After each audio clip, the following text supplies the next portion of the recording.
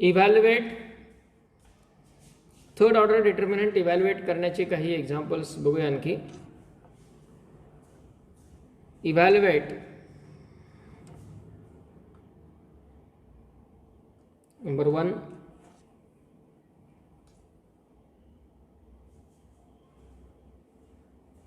5 3 -2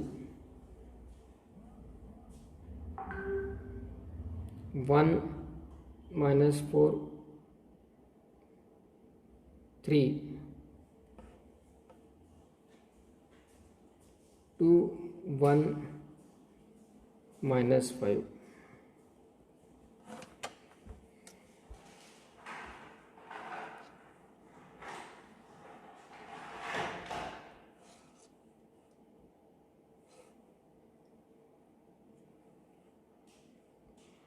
Number 2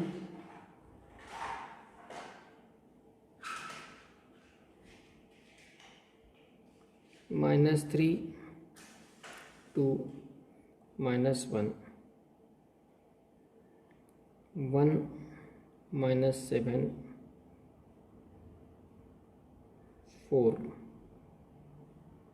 0 3 2.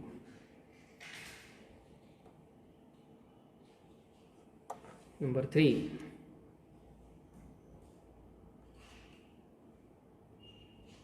2 1 2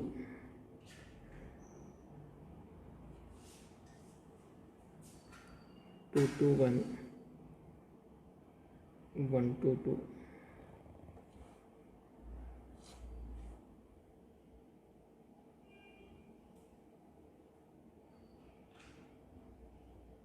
Number 4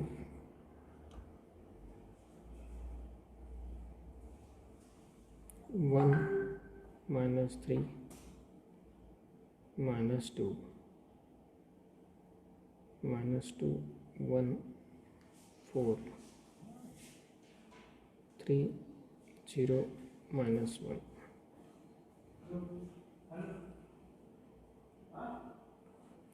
5 number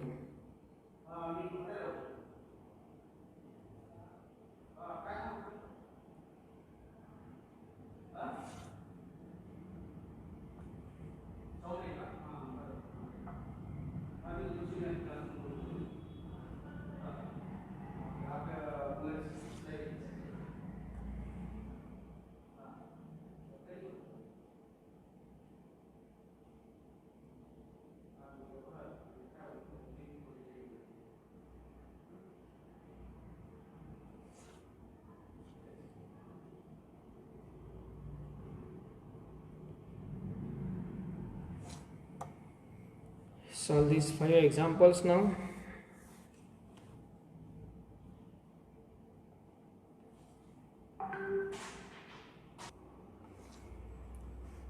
म्हणजे यामध्ये फर्स्टचा answer काय आला आता? First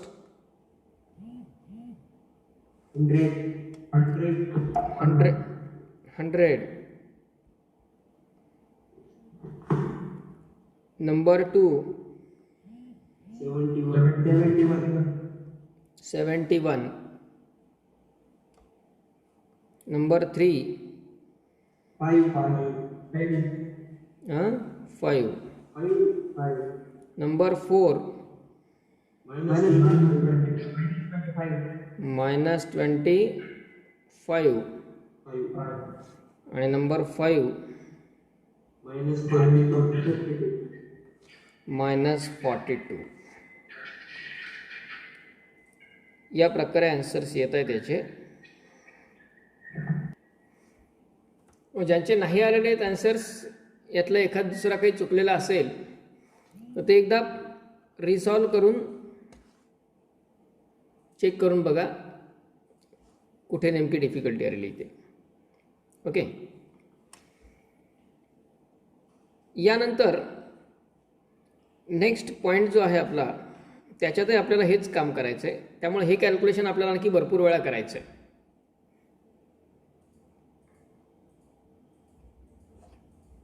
that is the minors and कोफॅक्टर्स.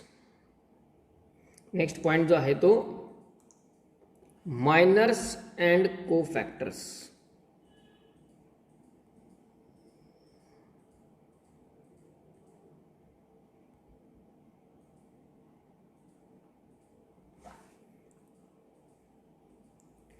हा जो पॉइंट आहे तो ॲक्च्युअली डिटर्मिनंट आणि मॅट्रिक्स दोन्हीचाही कॉमन पॉइंट आहे आणि मॅट्रिक्समध्ये सगळ्यात मोठा सपोर्ट देणारा हा पॉइंट आहे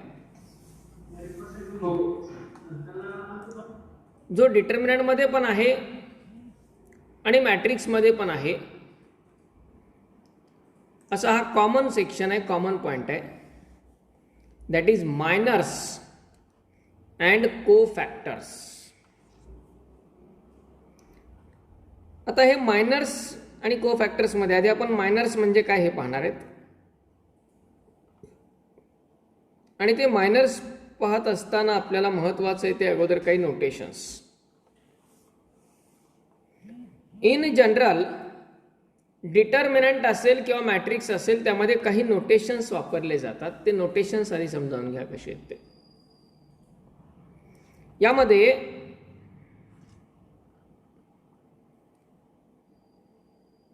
डिटर्मिनंट किंवा मॅट्रिक्सचा कोणताही एलिमेंट हा डिनोट करत असताना AIJ या जनरल नोटेशननी डिनोट केला जातो. AIJ याच्यामध्ये आय म्हणजे काय तर तो एलिमेंट कितव्या नंबरच्या रो मध्ये आहे आणि जे म्हणजे काय तर तो एलिमेंट कितव्या नंबरच्या कॉलम मध्ये आहे. म्हणजे समजा आपण आता हा एक डिटर्मिनंट गृहीत धरू ज्याचे एलिमेंट्स मी लिहितो A11, A12, A13, A21, A22, A23, A31, A32, A33. हा एक डिटर्मिनंट लिहिला. तो डिटर्मिनंट लिहिला काय किंवा मॅट्रिक्स लिहिला काय दोन्ही ठिकाणी नोटेशन्स सारखेच आहेत. मॅट्रिक्समध्ये फक्त स्क्वेअर ब्रॅकेट असेल, डिटर्मिनंटमध्ये व्हर्टिकल बार्स. आता यामध्ये मॅट्रिक्स किंवा डिटर्मिनंटमध्ये हा जो असतो पहिला याला म्हणणार आपण फर्स्ट रो, हा सेकंड रो, हा third row. Okay, first second third row मोजत असताना नेहमी वरून खाली मोजत द्यायचे. First row, second row, third row. आणि कॉलम मेजर करत असताना first column, second column, third column, 1 2 3. Column हे नेहमी लेफ्ट टू राईट आणि रो हे नेहमी टॉप टू बॉटम याच क्रमाने डिनोट केले जातात कुठेही, मॅट्रिक्स असेल की डिटर्मिनंट असेल. ओके, आता हा जो एलिमेंट आहे पहिला त्याचा नेमका पत्ता काय, तो कुठे आहे हे जर आपल्याला विचारलं, हे का आवश्यक आहे याचं रिझन लक्षात घ्या. समजा आपल्याला हा एक डिटर्मिनंट दिला 3 - 2 1 1 2 3 -2 1 4. यामधल्या प्रत्येक एलिमेंटचा आपल्याला मायनर एलिमेंट शोधायचा असतो. तो कसा शोधायचा ते आपण बघणार आहे त्या प्रोसेसमध्ये, पण प्रत्येक एलिमेंटचा मायनर एलिमेंट शोधायचा असतो. मग समजा आपल्याला विचारलं की 3 या एलिमेंटचा मायनर कोण, बरोबर आहे. 3 या एलिमेंटचा मायनर कोण असं जर विचारलं तर पहिला प्रश्न आपल्या समोर हा येतो की नेमकं या 3चा विचारलाय का या 3चा विचारलाय, बरोबर आहे. किंवा 1 या एलिमेंटचा मायनर विचारला तर या 1चा विचारलाय की या 1चा विचारलाय की या 1चा विचारलाय. यासाठी मायनर लिहित असताना 3चा मायनर किंवा 1चा मायनर किंवा 2चा मायनर असं नाही विचारलं जाणार. त्याच्यासाठी आपल्याला हे नोटेशन्स महत्वाचे आहेत. मग कोणता 3?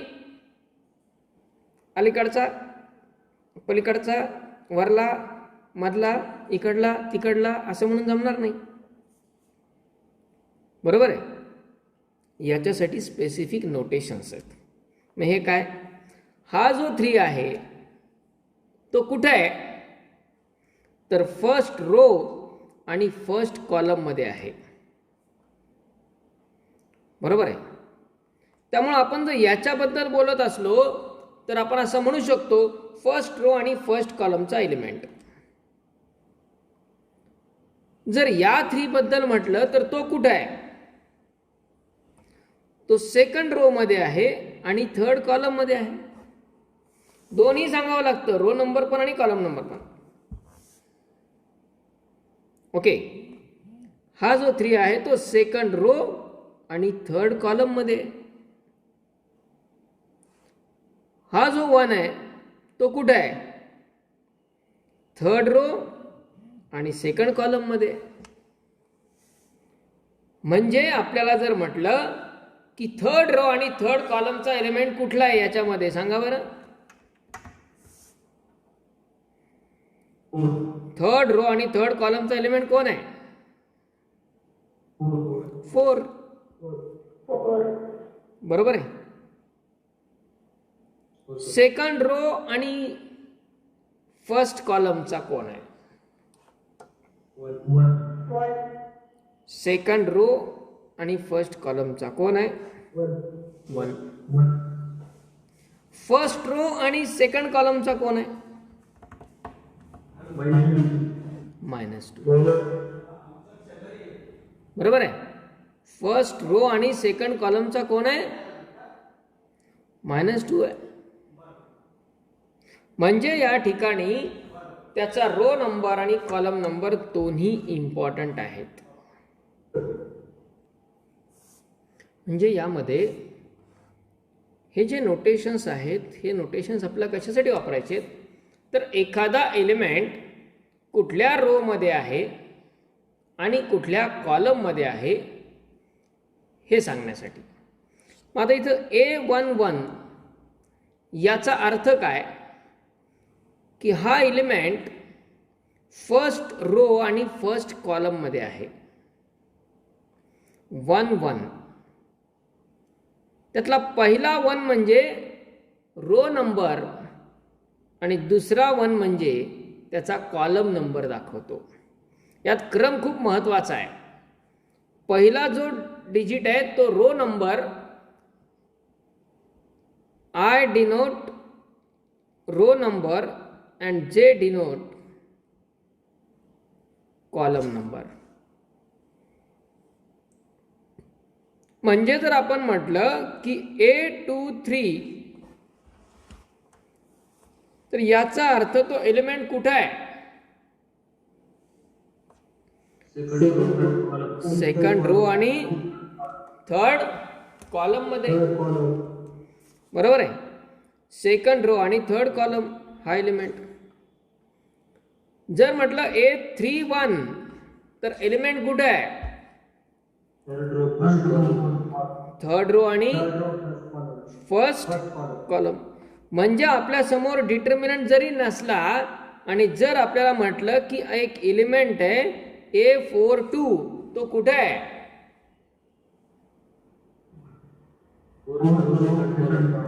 फोर्थ रो आणि सेकंड कॉलम मध्ये. किंवा एखादा एलिमेंट आहे मॅट्रिक्स मध्ये A34 तो कुठे आहे?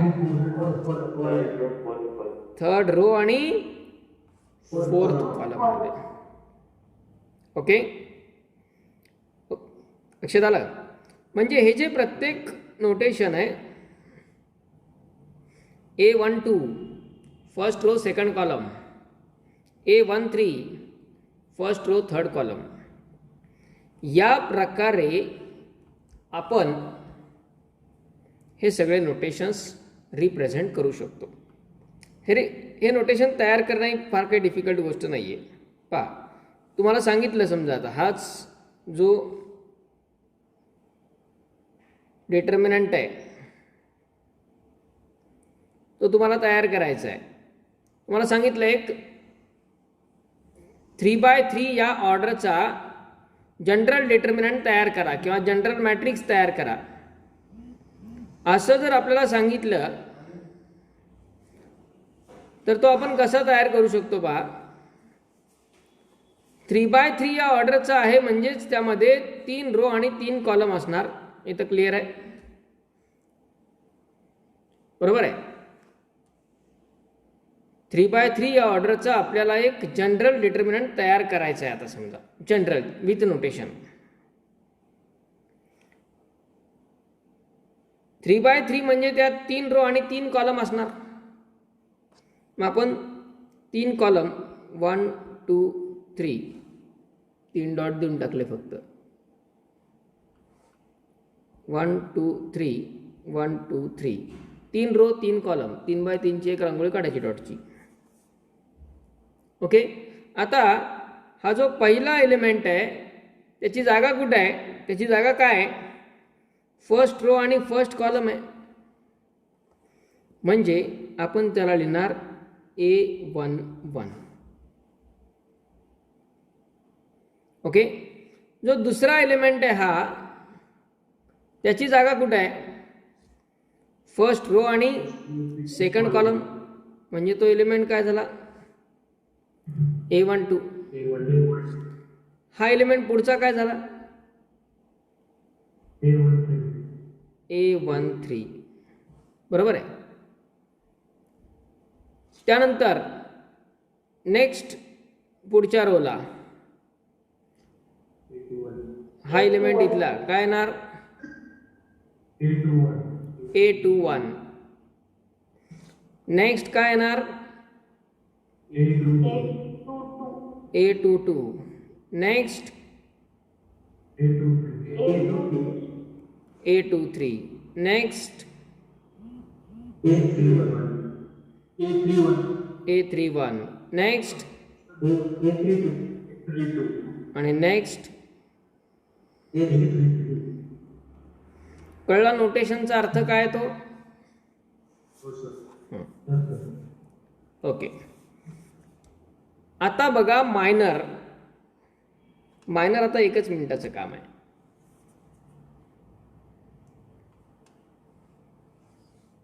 आपल्याला एखाद्या डिटर्मिनंटच्या सर्व एलिमेंटचे मायनर लिहायचे असतील. एखाद्या डिटर्मिनंटच्या प्रत्येक एलिमेंटचा आपल्याला मायनर लिहायचा आहे. मग समजा आपण एक डिटर्मिनंट गृहीत धरू एक्झाम्पल म्हणून, थर्ड ऑर्डरचाच. त्यात काही निगेटिव्हचे पण एलिमेंट घेऊ म्हणजे तुमची ती पण प्रॅक्टिस होऊन जाईल. हा एक डिटर्मिनंट आहे suppose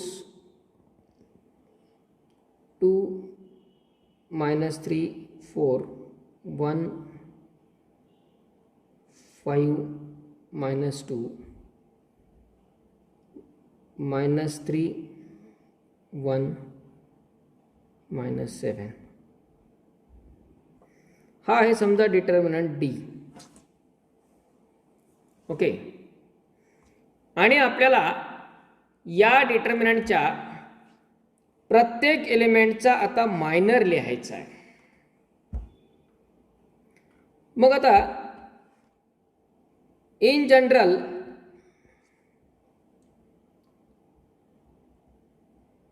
minor of Aij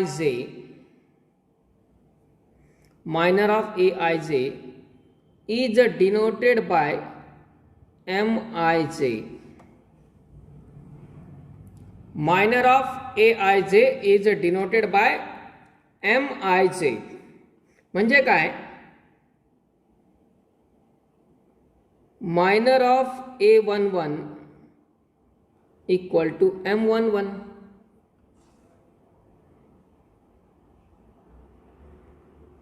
Minor of A12 equal to M12. Minor of A13 equal to M13. नोटेशनचा अर्थ लक्षात येतोय? मायनर ऑफ A21 सिरियली चालायचं इक्वल टू काय येणार M21. Minor of A22 M22. Minor of A23 काय होणार M23.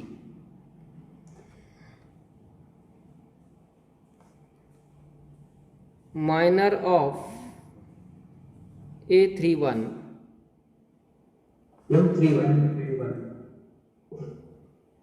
मायनर ऑफ A32 बरोबर आहे. अँड मायनर ऑफ A33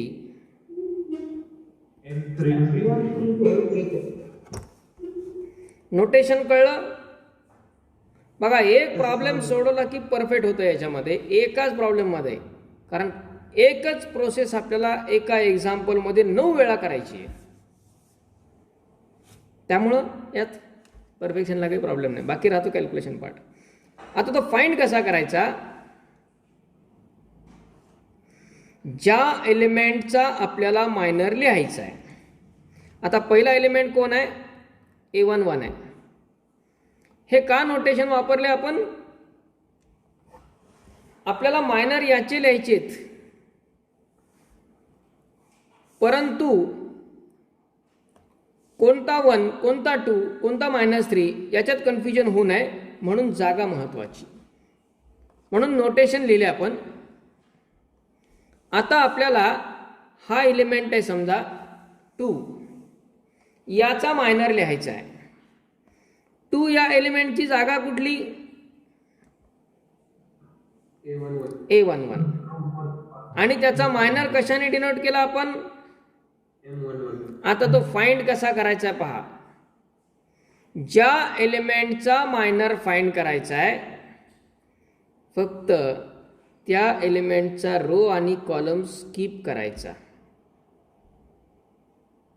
ज्या एलिमेंटचा मायनर फाइंड करायचा आहे त्याचा रो आणि कॉलम स्किप करायचा. रो आणि कॉलम जर स्किप केला, जे शिल्लक राहिलेले एलिमेंट्स आहेत त्या शिल्लक राहिलेल्या एलिमेंटचा एक सेकंड ऑर्डर डिटर्मिनंट तयार होतो, तोच त्याचा मायनर. म्हणजे 2 चा मायनर लिहिताना काय करायचं? 2 ज्या रो मध्ये आहे तो रो आणि तो ज्या कॉलम मध्ये आहे तो कॉलम काढून टाकायचा. रिमेनिंग एलिमेंटचा डिटर्मिनंट म्हणजेच M11 काय होणार? 5 - 2 1 - 7. पण हा सेपरेटली सॉल्व करायचा आहे. ओके, म्हणजे मायनर लिहित असताना ज्या एलिमेंटचा मायनर लिहायचा आहे त्याचा रो कॉलम, म्हणजे हा रो कॉलम स्किप केला, काय राहिलं? 5 - 2 1 - 7. त्यानंतर दुसरा एलिमेंट कोण आहे? -3. त्याची जागा कोण? A12. A12 चा मायनर कशाने डिनोट करणार? M12. तो फाइंड कसा करणार? याचा रो आणि कॉलम सोडून दिला, हे 4 जण शिल्लक राहिले, त्यांचा एक डिटर्मिनंट काय होतोय सांगा? 1 - 2 - 3 - 2 - 3 - ओके. आता हे डिटर्मिनंट सेकंड ऑर्डरचे आहेत, हे चिल्लर आहेत, हे आपल्याला सोडवता येतात, त्याचा प्रॉब्लेम नाही की. आधी तयार कसे होतात ते बघू. त्यानंतर नेक्स्ट एलिमेंट कोण आहे? 4. 4 ची जागा काय? A13. A13 चा मायनर डिनोट कशाने करायचा? M13. आता हा जो M13 आहे तो फाइंड कसा करणार आपण?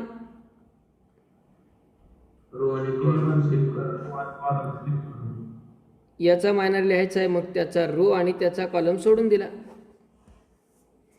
शिल्लक कोण राहिले? 1 5 मायनस 3 1. ओके.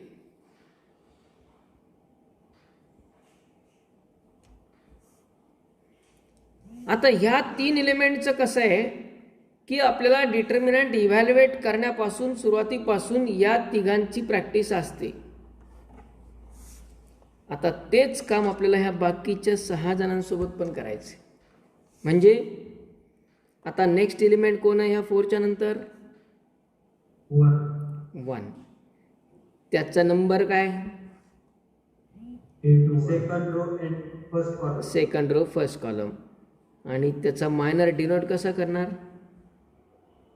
M21. आणि तो फाइंड कसा करणार? याचा रो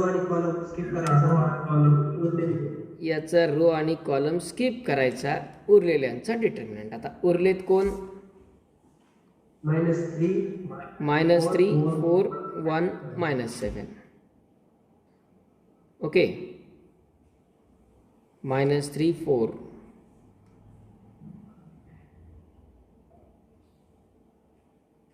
1 -7. लक्षात येत आहे? नेक्स्ट एलिमेंट कोण आहे आता? 5. 5 चा नंबर कोण? A22. त्या A22 चा मायनर कशाने डिनोट करणार? M22. आणि तो फाइंड कसा करणार? सेकंड रो आणि सेकंड कॉलम स्किप करायचा. आता प्रॉब्लेम कसे होतात इथून पुढं? कॉन्सन्ट्रेशनचे इथं मी रेगा ओढू शकतो, त्याला कट करू शकतो, तुम्ही नाही करू शकत. असं तुम्हाला त्या रेषा मनातल्या मनात ओढायच्या आहेत. आणि मग काय होतं? हवेत प्रॉब्लेम सॉल्व्ह करायचा आहे. मग याचं मल्टिप्लिकेशन करताना हा हळूच इकडे घुसतो, हा इथं मल्टिप्लाय करताना हा इकडे मल्टिप्लाय होतो. असल्या मिस्टेक सुरू होतात आता, त्यामुळे काळजी घ्या. डिफिकल्ट बिलकुल नाही आहे, पण कॉन्सन्ट्रेशन महत्त्वाचं आहे. मग आता यात हे मल्टिप्लिकेशन मायनस किंवा ठीक आहे, आधी डिटर्मिनंट लिहू आपण त्याचा. कोण कोण राहिले शिल्लक? -2 4 -3 -3 -7.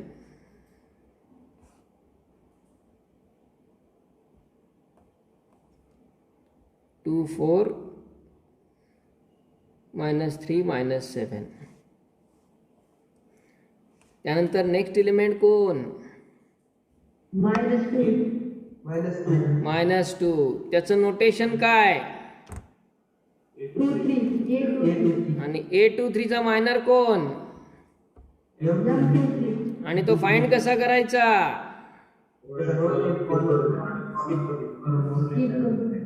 Second row third column skip केला. Second row third column skip केला. कोण कोण राहिले? 2 -3 -3 1.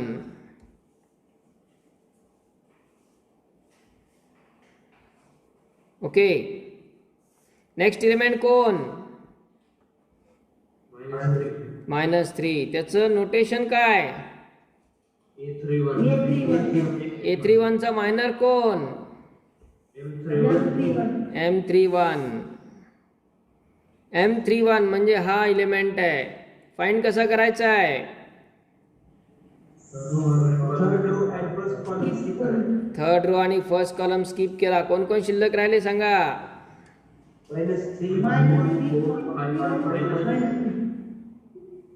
-3 4 5 -2. ओके, असं एकेकाचं काम पूर्ण करायचं आहे. मी ते आधीच मायनर एकदाच लिहून टाकलेत सगळे, त्यावेळेस तुमच्या लक्षात येण्यासाठी नोटेशनचा अर्थ. पण आपण करत असताना कॅल्क्युलेशन एक एक चालू द्यायचं. तर नेक्स्ट एलिमेंट कोण आहे? 1.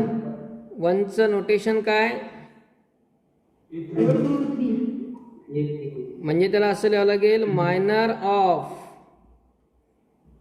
A32 इक्वल टू डिनोट कशाने करणार?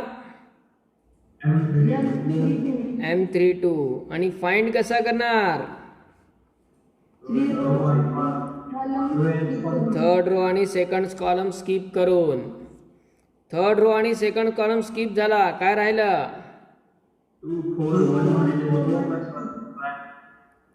2 4 1 -2. आणि हा सॉल्व पण करता येतो. सेकंड ऑर्डर डिटरमिनंट सॉल्व करता येतो आपला. हे सगळे सॉल्व करायचे आहेत. 2 × -2 -4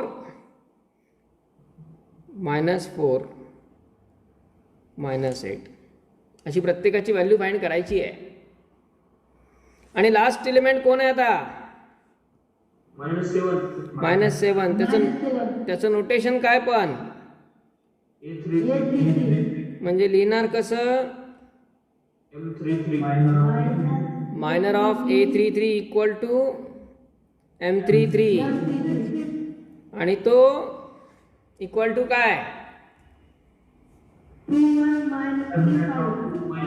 third row third column skip. काय राहिले?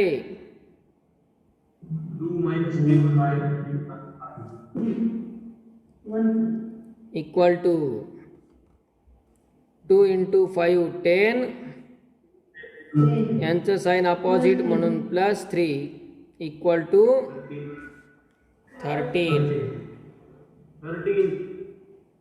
ओके, असे ह्या सगळ्या डिटर्मिनंटच्या व्हॅल्यू फाइंड करायच्या आहेत. येतील?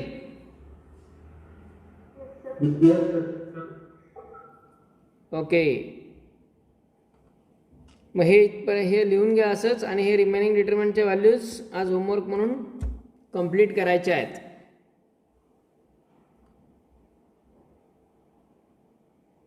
कळलं मायनर कसा फाइंड करायचा आहे ते? आणि हे लक्षात आलं की खूप मोठा क्वेश्चन्सचा ग्रुप तुमचा डिटर्मिनंटचा आणि मॅट्रिक्सचा कव्हर अप होणार आहे. इतकं इझी आहे, सिंपल आहे.